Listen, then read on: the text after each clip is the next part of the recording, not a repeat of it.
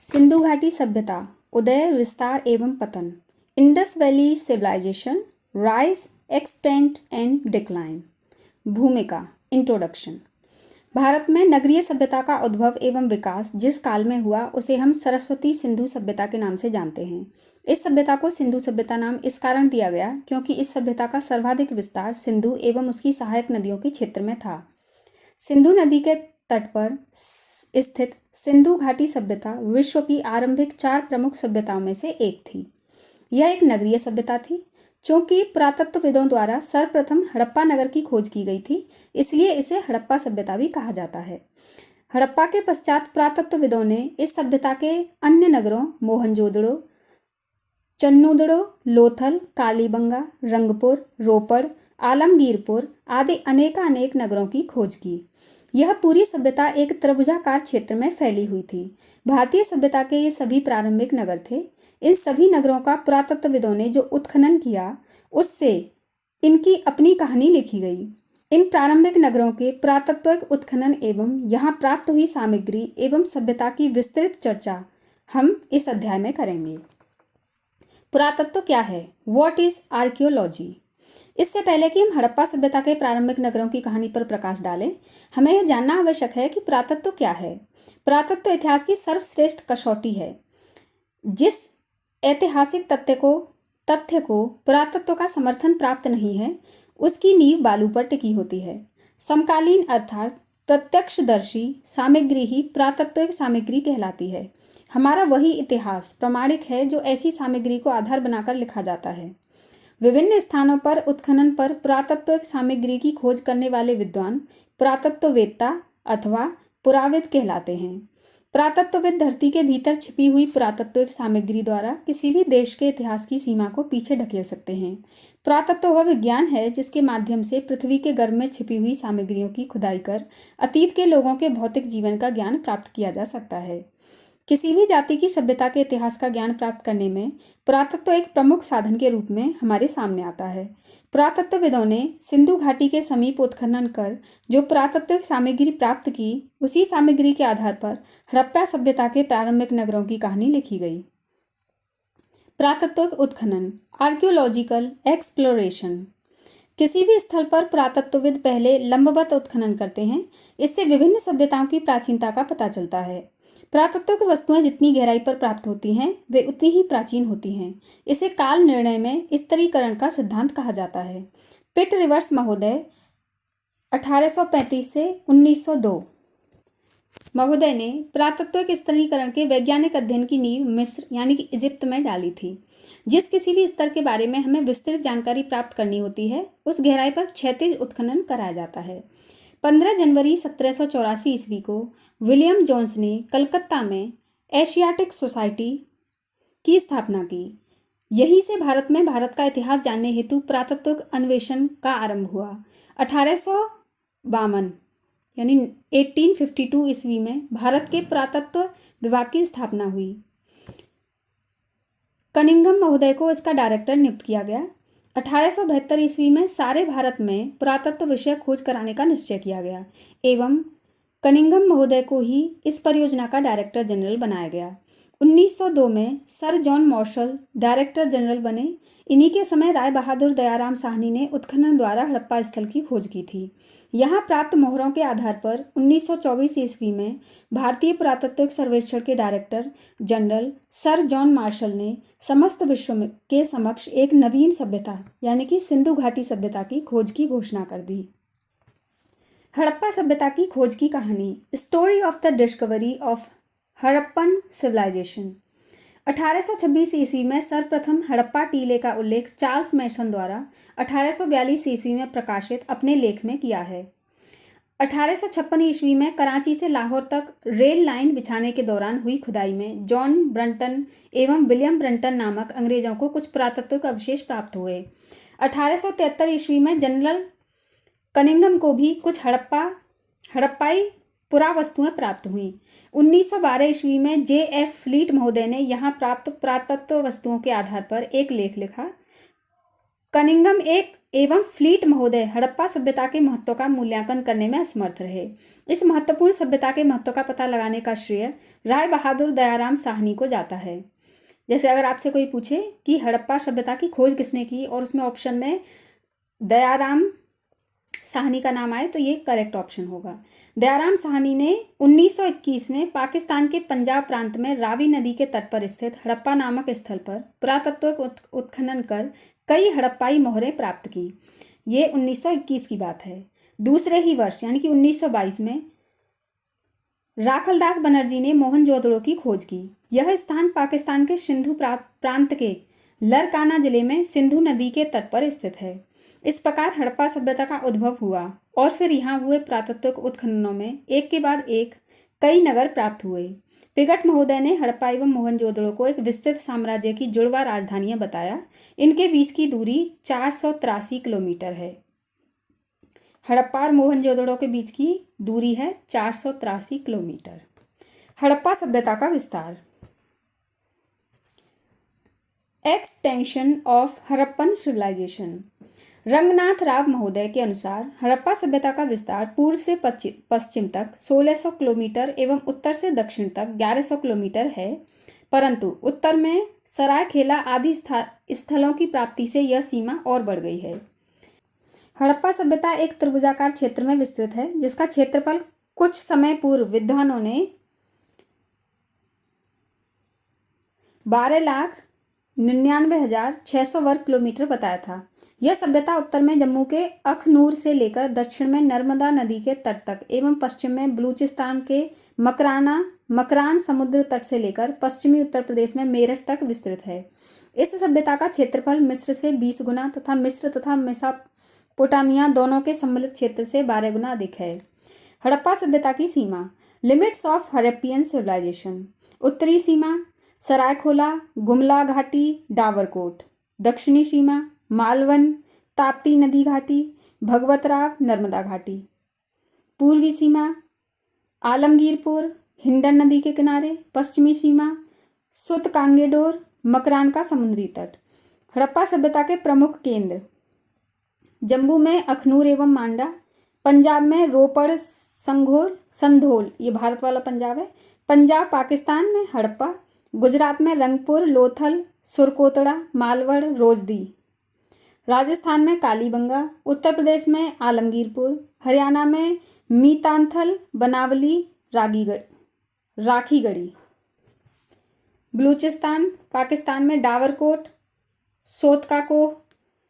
सुतकांगेडोर। सिंध पाकिस्तान में मोहनजोदड़ो, कोटदीजी, अली मुराद, चैनूदड़ो आदि। हड़प्पा सभ्यता का काल। Period of Harappan civilisation. हड़प्पा सभ्यता के काल को लेकर विभिन्न विद्वानों में मतभेद हैं। विभिन्न विद्वानों ने इस सभ्यता का काल कुछ इस प्रकार दिया है।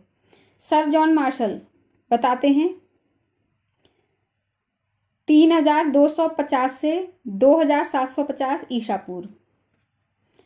अर्नेस्ट मेके 2800 से 2500 ईसा पूर्व। माधव स्वरूप वत्स 3500 से 2700 ईसा पूर्व। राधा कुमुद मुखर्जी 3200 से 2750 ईसा पूर्व। REM व्हीलर 2500 से 1700 ईसा पूर्व। डॉबी ए स्मिथ 2500 से 1500 ईसा पूर्व। रेडियो कार्बन विधि 2500 से 1750 ईसा पूर्व। इसमें से कार्बन 14 विधि द्वारा निर्धारित हड़प्पा सभ्यता की तिथि 2500 से 1750 ईसा पूर्व अधिकांश लोगों द्वारा मान्य की गई है। कार्बन 14 विधि, अब पहले ये जान लेते हैं क्या होता है। कार्बन 14 मेथड तिथि निर्धारण की वैज्ञानिक विधि को कार्बन 14 विधि कहा जाता है। इस विधि की खोज अमेरिका के प्रख्यात रसायन शास्त्री BF लिवी द्वारा सन 1946 में की गई थी। इस विधि के अनुसार किसी भी जीवित वस्तु में कार्बन 12 एवं कार्बन 14 समान मात्रा में पाया जाता है। मृत्यु अथवा विनाश की अवस्था में C12 यानी कि कार्बन 12 तो स्थिर रहता है, मगर C14 का निरंतर क्षय होने लगता है। कार्बन का अर्ध आयुकाल 55-67 ±30 वर्ष होता है, अर्थात इतने वर्षों में उस पदार्थ में C14 की मात्रा आधी रह जाती है। इस प्रकार वस्तु के काल की गणना की जाती है। जिस पदार्थ में कार्बन 14 की मात्रा जितनी कम होती है वो उतनी ही प्राचीनतम माना जाता है। पदार्थों में कार्बन 14 के क्षय की प्रक्रिया को रेडियो धर्मिता यानी कि रेडियो एक्टिविटी कहा जाता है। हड़प्पा नगरों से प्राप्त वस्तुएं। Things to be got from Harappan cities. पुरातत्वविदों ने हड़प्पा सभ्यता के विभिन्न स्थलों से पुरातत्विक उत्खनन द्वारा विभिन्न पुरातत्विक सामग्री प्राप्त की। इनके द्वारा प्रस्तुत की गई पुरातत्विक रिपोर्ट में इन वस्तुओं का उल्लेख मिलता है। हड़प्पा सभ्यता के कुछ प्रमुख शहरों से निम्नानुसार सामग्री प्राप्त हुई है। मोहनजोदड़ो। मोहनजोदड़ो सिंधी भाषा का शब्द है जिसका अर्थ है मृतकों का टीला। मोहनजोदड़ो के आसपास की भूमि बड़ी उपजाऊ थी। इसे सिंध का बाग कहा जाता था। यहाँ से 1398 मोहरें, पुजारी का सिर, मोम के सांचे, काष्य की नर्तकी, सभागार, शीप का पैमाना, सूती कपड़े के अवशेष, पानी का जहाज, हाथी का कपाल, शिलाजीत, गाड़ी के पहिए, मेसोपोटामिया की मोहरें, दाढ़ी वाले मनुष्य की प्रतिमा, हाथी दांत की तराजू, पशुपति की मुद्रा आदि वस्तुएं प्राप्त हुई हैं। नंबर 2, हड़प्पा। यहाँ से स्त्रियों की लघु मृण्य मूर्तियां, स्त्री की मूर्ति जिसके गर्भ से पौधा निकलता हुआ दिखता है, पत्थर के शिश्न व योनि, ठोस पहिए वाली गाड़ी, प्रसाधन मंजूसा, R37 कब्रिस्तान, लकड़ी का हल, 6 अन्नागारों के 2 समूह, लेख युक्त बर्तन, मुखौटे, शंख का वैल, तांबे की मोहरें, जौ गेहूं की भूसी, मटर व तिल की खेती के प्रमाण एवं खरगोश के चित्र वाली मुद्रा मिली है। नंबर 3, चन्नूदड़ो। यहाँ से हड़प्पा एवं उत्तर हड़प्पाकालीन प्रमाण, मनके बनाने का कारखाना, अलंकृत हाथी, श्वान, पीतल की बतख, लिपस्टिक, तराजू एवं बैलगाड़ी आदि मिले हैं। नंबर 4, लोथल। यहाँ से फारस की मोहरें, धान व बाजरे की खेती के प्रमाण, आटा पीसने वाली चक्की के 2 पार्ट, हाथी दांत का पैमाना, मनकों का कारखाना, नालियों की उत्कृष्ट व्यवस्था, कुत्ते की मूर्ति, बकरी की हड्डियाँ, 3 युगल समाधान एवं गोदी यानी कि बंदरगाह के प्रमाण भी मिले हैं। नंबर 5, कालीबंगा। यहाँ से प्राक हड़प्पा एवं हड़प्पाकालीन संस्कृतियों के अवशेष, अग्निकुंड, बेलनाकार मोहरें, अलंकृत फर्श, तांबे के बैल की मूर्ति, लकड़ी की नाली, नक्काशीदार ईंटें, अलंकृत ईंटों का प्रयोग, घरों के निर्माण में कच्ची ईंटों का प्रयोग, मस्तिष्क शोथ की बीमारी वाला कपाल, हल से जुते खेत के साक्ष्य एवं भूकंप के प्राचीनतम प्रमाण मिले हैं। नंबर 6, बनावली। यहाँ से चक्राकार अंगूठियाँ, नाक व कान की बालियाँ, मछली पकड़ने का कांटा एवं मिट्टी के बने खिलौने आदि मिले हैं। नंबर 7, धौलावीरा। यहाँ भारत के कच्छ जिले यानी गुजरात के भचाऊ तालुक में स्थित है। यह ऐसा प्रथम नगर है जो 3 भागों, दुर्ग भाग, मध्यमा एवं निचला नगर में विभाजित है। यहाँ से उत्तम जल प्रबंध स्टेडियम, 10 बड़े अक्षरों में लिखित एक सूचना पट एवं स्टेडियम के साक्ष्य मिले हैं। वर्ष 2020 में भारत सरकार ने इसे यूनेस्को के विश्व धरोहर स्थल में शामिल करने का प्रस्ताव भेजा है। नंबर 8, राखीगढ़ी। यह हरियाणा में स्थित है। यहाँ अन्नागार, कब्रिस्तान, प्राक एवं परिपक्व हड़प्पा, टेराकोटा की ईंटें एवं नालियों के प्रमाण मिले हैं। इसे हड़प्पा सभ्यता की प्रांतीय राजधानी कहा जाता है। यह भारत में स्थित सिंधु सभ्यता का सबसे बड़ा नगर है। केंद्रीय बजट 2020 में राखीगढ़ी को प्रतिष्ठित स्थल के रूप में विकसित करने की घोषणा की है। उद्धरण, किसी बड़े स्थल की पुरातत्विक report, archaeological report on an major site.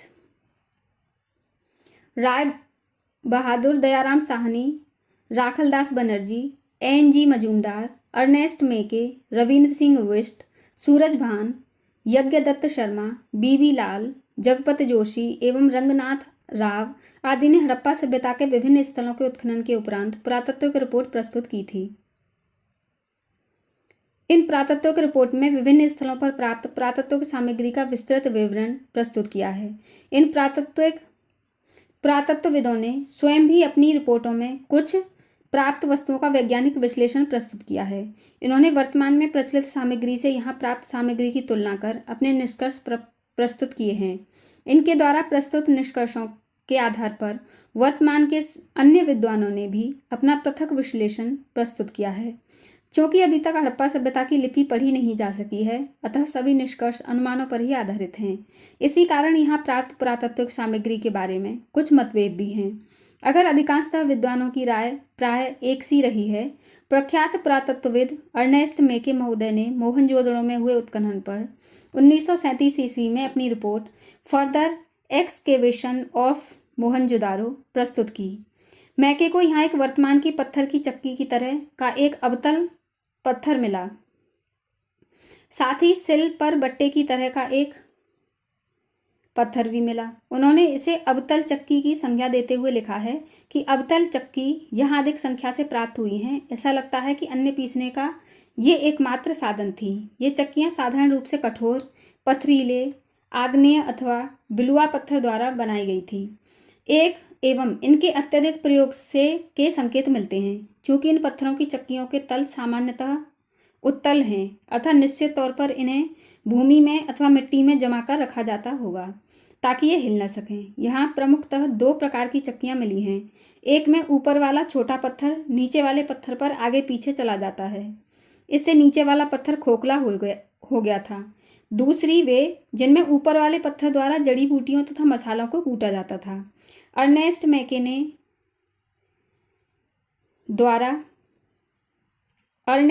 द्वारा मोहनजोदड़ो की खुदाई पर प्रस्तुत इस रिपोर्ट में वर्तमान की चक्कियों को ध्यान में रखते हुए यहाँ के उत्खनन में प्राप्त इसी के अनुरूप पत्थर की आकृति को चक्की की संज्ञा देते हुए उसका विस्तृत विवरण प्रस्तुत किया है। पुरातत्विक रिपोर्ट का इतिहास लेखन में इतिहासकारों द्वारा उपयोग। Utilisation of archaeological report by historians in history writing. विभिन्न पुरातत्वविदों द्वारा उत्खनन के पश्चात पुरातत्विक रिपोर्ट प्रकाशित की जाती है।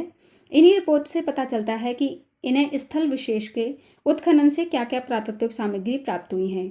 कुछ सामग्री का विश्लेषण तो अर्नेस्ट मैके महोदय की भांति पुरातत्वविद स्वयं कर लेते हैं एवं कुछ सामग्री का मात्र उल्लेख ही रहता है।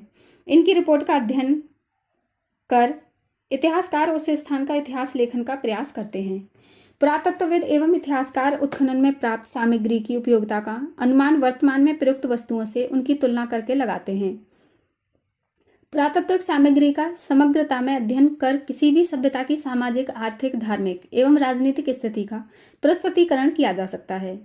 हड़प्पा सभ्यता का संपूर्ण इतिहास इसी प्रकार इतिहासकारों द्वारा लिखा गया है। इसके लिए इतिहासकार एवं पुरातत्वविदों को ज्ञात से अज्ञात की ओर बढ़ना पड़ता है, अर्थात वे वर्तमान से संदर्भ में अतीत का अध्ययन करते हैं। पुरातत्विक साक्ष्य, आर्कियोलॉजिकल एविडेंस। मोहनजोदड़ो में एक विशाल स्नानघर मिला है एवं अनुमान लगाया जाता है कि यह संभवतः धार्मिक अनुष्ठानों के समय उपयोग में लाया जाता होगा। कालीबंगा से अग्निकुंड एवं लोथल से वेदियाँ मिली हैं, वे भी यहाँ होने वाले धार्मिक अनुष्ठानों की ओर संकेत करती हैं। कुछ मोहरों पर भी धार्मिक अनुष्ठान संबंधी चित्र मिलते हैं। मोहनजोदड़ो में एक आदमी की पाषाण मूर्ति मिली है। धार्मिक अनुष्ठानों से संबंधित पुरातत्विक सामग्री की बहुलता को देखते हुए इसे पुरोहित राजा की संज्ञा दी गई है। चूंकि इसके समकालीन मेसोपोटामिया की सभ्यता में भी पुरोहित राजा होते थे, अतः हड़प्पा सभ्यता में भी इसे पुरोहित राजा मानते हुए यह एक अनुमान प्रतिपादित किया गया है कि संभवतः सभ्यता में पुरोहित राजा रहे होंगे। इसी आधार पर मोहनजोदड़ो में मिले एक विशाल भवन को एक राज प्रसाद की संज्ञा दी गई है। लोथल में एक गोदी डाक यार्ड मिली, साथ ही कॉप्स की कुछ मोहरें मिली। मोहनजोदड़ो से एक बर्तन पर नाव का चित्र बना हुआ मिला। कालीबंगा में बेलनाकार मोहरें मिली। बेलनाकार मोहरें मेसोपोटामिया की विशेषता थी। मेसोपोटामिया में हड़प्पा की सीलें मिली हैं। इन सब पुरातत्विक साक्ष्यों से एक कहानी का निर्माण हुआ कि हड़प्पा सभ्यता का मेसोपोटामिया एवं फारस के साथ व्यापार संबंध था। यह व्यापार नावों द्वारा समुद्र के रास्ते में होता था। यह कहानी तब और प्रमाणिक साबित हुई जबकि मेसोपोटामिया में के एक अभिलेख में मेलुहा यानी सिंधु क्षेत्र के साथ व्यापार संबंध की चर्चा मिली। वर्तमान के शिवलिंग की भांति कुछ पत्थर भी विभिन्न स्थलों की खुदाई से मिले हैं। अब चूंकि यहाँ धर्म का विशेष महत्व था, अतः यह लिंग भी हो सकते हैं और खेल की गोटियां भी हो सकती हैं। बनवाली से कुछ खिलौने भी मिले हैं। एक पकी मिट्टी का खिलौना गाड़ी भी मिली है। अतः इनका विश्लेषण पुरातत्वविद अर्नेस्ट मैके ने 1948 में अर्ली इंडस सिविलाइजेशन में कुछ इस प्रकार किया है। मोहरें, लिंग या गोटी, लाजवर्द मणि, जैस्पर, चार्ल सैडनी तथा अन्य पत्थरों से बने छोटे आकार के शंकुओं जो सुंदरता के तराशे और तैयार किए गए थे तथा जो 2 इंच से भी कम ऊंचाई के थे, जो लिंग भी माना गया है। दूसरी तरफ यह भी संभव है कि इनका प्रयोग पट्टों पर खेले जाने वाले खेलों में होता रहा होगा, अर्थात ये पत्थर मोहरें भी हो सकती हैं, यह खेल की गोटी भी हो सकती हैं और लिंग भी। चन्नूगढ़ों से एक बैलगाड़ी के साक्ष्य मिले हैं। कालीबंगा से हल से जुते खेत के साक्ष्य मिले हैं। बनावली से मिट्टी से बने हल के प्रतिरूप मिले हैं। कुछ स्थानों से पकी मिट्टी के बने वृषभ की मूर्ति मिली है। एक स्थान से चित्र में दिखाई गई पकी मिट्टी का खिलौना गाड़ी मिली है। इनसे अनुमान लगाया जा सकता है कि हड़प्पा सभ्यता में भी बैलगाड़ी चलती होगी जो सामान ढोने का कार्य करती होगी। इससे आंतरिक व्यापार का संकेत मिलता है।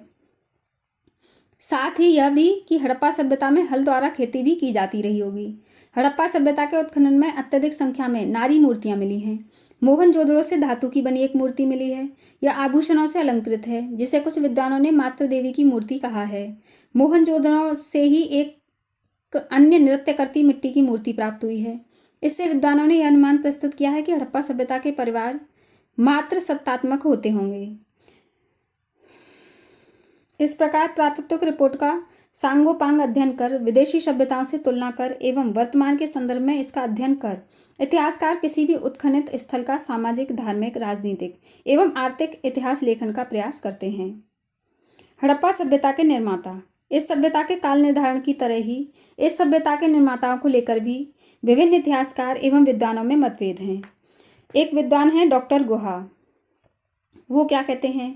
मंगोल यानी मंगोलो आग्नेय एवं एल्पाइन अर्थात मिश्रित जाति के लोग हैं। रंगनाथ राव निर्माता बहुजातीय थे, जिनमें आर्य भी थे। जी गॉर्डन कहते हैं कि वो सुमेरियन थे। श्री राम प्रसाद चंद्रा कहते हैं कि वो व्यापारी वर्ग थे। डॉक्टर व्हीलर कहते हैं कि वो द्रविड़ थे। हड़प्पा सभ्यता के निर्माता द्रविड़ जाति के लोग थे। यह मत सर्वाधिक मान्य है। ज़्यादातर लोग ये कहते हैं कि वे द्रविड़ थे। हड़प्पा सभ्यता का पतन। Downfall of Harappan civilisation.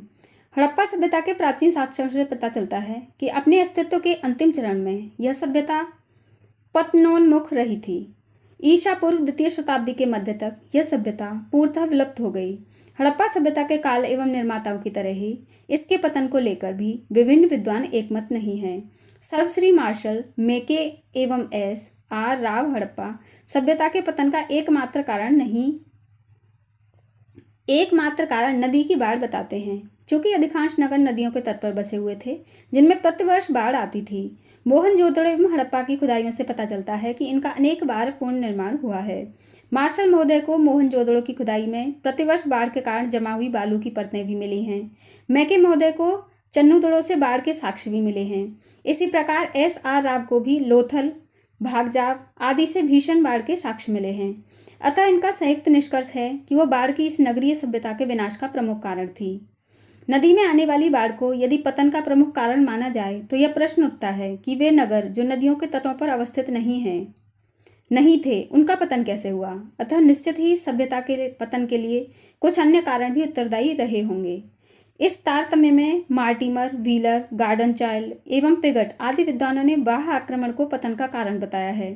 पुरातात्विक साक्ष्यों से संकेत मिलता है कि मोहनजोदड़ो को लूटा गया, वहां के लोगों की हत्या की गई। व्हीलर के अनुसार 1500 ईसा पूर्व आर्यों ने आक्रमण कर हड़प्पा सभ्यता के नगरों को ध्वस्त किया एवं वहां के लोगों को मार डाला। आर.एन. Stine, N.N. घोष आदि विद्वान जलवायु परिवर्तन को हड़प्पा संस्कृति के विनाश का कारण मानते हैं। M.R. साहनी जैसे भूतत्व वैज्ञानिक जल प्लावन को इस सभ्यता के पतन का कारण मानते हैं। माधव स्वरूप वत्स एवं H.T. लैम्ब्रिक के अनुसार नदियों के मार्गों में हुआ परिवर्तन इस सभ्यता के पतन का कारण बना। K.U.R. कैनेडी मलेरिया एवं महामारी जैसी प्राकृतिक आपदाओं को पतन का जिम्मेदार मानते हैं। रेडियो कार्बन विधि के द्वारा सिंधु सभ्यता का कालक्रम 2500 से 1750 ईसा पूर्व के मध्य माना जाता है। यह सिंधु घाटी सभ्यता की चरम अवधि मानी जाती है। इसके पश्चात यह सभ्यता क्रमिक रूप से पतनोन्मुख होती चली गई। सिंधु घाटी सभ्यता एक नगरीय सभ्यता थी और इसकी समृद्धि का एक प्रमुख कारण विदेशी व्यापार था। किंतु जब सिंधु सभ्यता की समकालीन अन्य सभ्यताएं जैसे मेसोपोटामिया का पतन प्रारंभ हुआ तो उससे होने वाले विदेशी व्यापार में कमी आती गई, जिससे सभ्यता के आर्थिक हितों को क्षति पहुंची। कुछ विद्वानों का मत है कि समृद्ध बढ़ने के साथ ही अर्थव्यवस्था में ठहराव आ गया। लोग विलासी तथा अकर्मण्य होने लगे, जिससे आंतरिक तथा बाह्य व्यापार का ह्रास होने लगा। कुछ विद्वान मानते हैं कि 3000 ईसा पूर्व में यहाँ की उपजाऊ भूमि बंजर तथा रेगिस्तान में तब्दील हो गई। प्रारंभ में यहाँ जनसंख्या का दबाव कम था। आर्थिक समृद्धि बढ़ने के साथ जनसंख्या भी बढ़ती गई, जिससे कृषि भूमि पर जनसंख्या का दबाव बढ़ता गया। यहाँ यह ध्यातत्व है कि कृषि अधिशेष इस नगरीय सभ्यता के उत्कर्ष का एक प्रमुख कारण था। व्यापार के पतन तथा जनसंख्या में वृद्धि से कृषि पर जनाधिक्य बढ़ता गया। इस प्रकार 1750 ईसा पूर्व तक आते आते इस सभ्यता में पतन के लक्षण स्पष्ट रूप से दृष्टिगोचर होने लगे। मोहनजोदड़ो और हड़प्पा जैसे नगरों का पतन हो गया, किंतु यह मान लेना कि सारी सभ्यता का पतन एक साथ हो गया सत्य नहीं होगा, क्योंकि सिंधु सभ्यता का विस्तार 12,99,600 वर्ग किलोमीटर में था, जो क्षेत्रफल में अफगानिस्तान था पाकिस्तान के समतुल्य है, और एक साथ इतने बड़े क्षेत्र से यकायक किसी सभ्यता का अंत हो ही नहीं सकता। यह कहा जा सकता है कि नगरों के पतन के पश्चात यहाँ के निवासी गांव की ओर अग्रसर होने लगे। अपने विकृत स्वरूप में हड़प्पा संस्कृति सिंधु, बलूचिस्तान, राजस्थान, पंजाब, गुजरात आदि में बनी रही। कालक्रम में सभ्यता के गुण आने वाली सभ्यताओं के द्वारा ग्रहण कर लिए गए। इस चैप्टर के कुछ स्मरणीय बिंदु इस प्रकार हैं। हड़प्पा संस्कृति की खोज 1921 में हुई थी। हड़प्पा एवं मोहनजोदड़ो हड़प्पा सभ्यता के प्रमुख स्थल थे। पिगट महोदय ने इन्हें साम्राज्य की जुड़वा राजधानियां कहा है। यह एक नगरीय सभ्यता थी। हड़प्पा सभ्यता का क्षेत्रफल 12,99,600 वर्ग किलोमीटर था। हड़प्पा एवं मोहनजोदड़ो के बीच की दूरी 483 किलोमीटर है। मोहनजोदड़ो में प्राप्त विशाल स्नानघर की लंबाई 11.88 मीटर और चौड़ाई 7.01 मीटर एवं गहराई 2.43 मीटर थी। हड़प्पा सभ्यता मिस्र, मेसोपोटामिया, क्रीट, ईरान एवं चीन आदि सभ्यताओं के समकालीन थी। मोहनजोदड़ो सिंधी भाषा का शब्द है, जिसका अर्थ होता है मृतकों का टीला। पुरातत्व संस्कृत भाषा का शब्द है, इसका अर्थ होता है पुरानी वस्तुओं का तत्व जानना या उनकी रक्षा करना। 1875 में सर्वप्रथम हड़प्पाई मोहर पर कनिंघम की रिपोर्ट प्रस्तुत की गई थी।